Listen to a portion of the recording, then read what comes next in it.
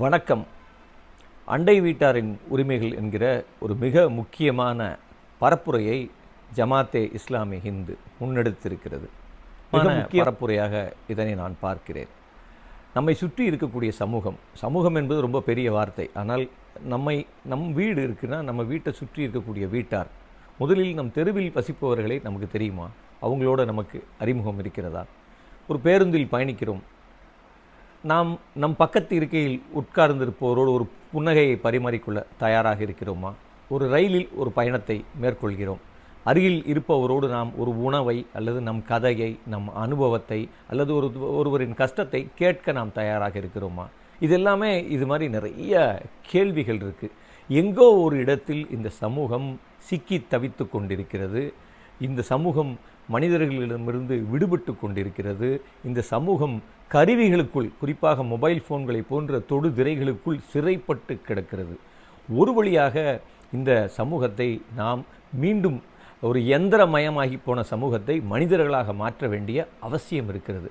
எந்திரமயமாக போன இந்த சமூகத்தில் அவர்கள் தங்களுடைய தொடுதிரையை தவிர பக்கத்தில் கூட பார்ப்பதே இல்லை. பக்கத்தில் இருப்பவரோடு உரையாடுவதில்லை. பக்கத்தில் இருப்பவரோடு அவருக்கு எந்த உறவும் இல்லை. மாறாக அவர் தன்னோடு இருக்கும் சகலரையும் தன் போட்டியாளராக, தன் எதிரியாகவும் பார்க்கிறார். அப்போ இது ஒரு நோய் இருக்கிறது.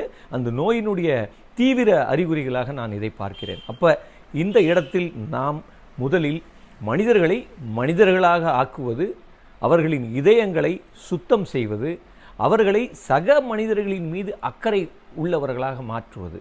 என்னுடைய சிறு பிள்ளை பிராயம் தொட்டு எனக்கு இந்த பூமியில் வாழ வாய்ப்பு கிடைத்ததற்கு நான் எப்பயுமே இயற்கைக்கு நன்றி சொல்பவன்.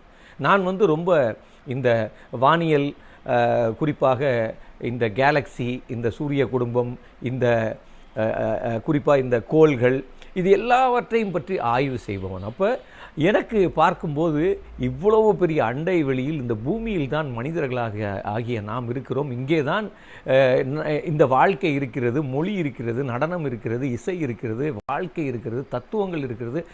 இத்தனை விஷயங்கள் ஒரே ஒரு இடத்தில் தான் இருக்கிறது என்பதை அறிவியல் சொல்லிக்கொண்டே இருக்கிறது. அப்படி அபூர்வமாக இந்த பிரபஞ்ச வெளியில் இருக்கக்கூடிய ஒற்றை தூசு மாதிரியான ஒரு புள்ளியான பூமியில் வாழக்கூடிய நாம் சொற்ப காலம் வாழ்ந்துவிட்டு மறையப் போகிறோம் என்றால் நாம் வாழ்கிற நேரம் எவ்வளவு உணர்வுபூர்வமாக இருக்க வேண்டும், எவ்வளவு சக மனிதர்களை கட்டி தழுவ வேண்டும், அவர்களோடு நம் உணவை பரிமாற வேண்டும், திருவிழாக்களில் அவர்களை நாம் அழைக்க வேண்டும். இப்படி எப்படியெல்லாம் நாம் சக மனிதர்களோடு உறவு கொள்ள வேண்டும் என்கிற ஒரு பாடத்தை ஏற்க வேண்டிய துரதிர்ஷ்டவசமான சூழலுக்கு இந்த உலகம் போயிருப்பதால் இந்த நேரத்தில் இன்றைக்கு நீங்கள் முன்னெடுத்திருக்கக்கூடிய அண்டை வீட்டாரின் உரிமைகள் என்கிற இந்த பரப்புரை மிகவும் அவசியமானது, ரொம்ப தேவையானது. இந்த பரப்புரையை பற்றி என்னால் மணிக்கணக்கில் பேச முடியும். ஆனால் இந்த பரப்புரை மிகவும் அவசியம்.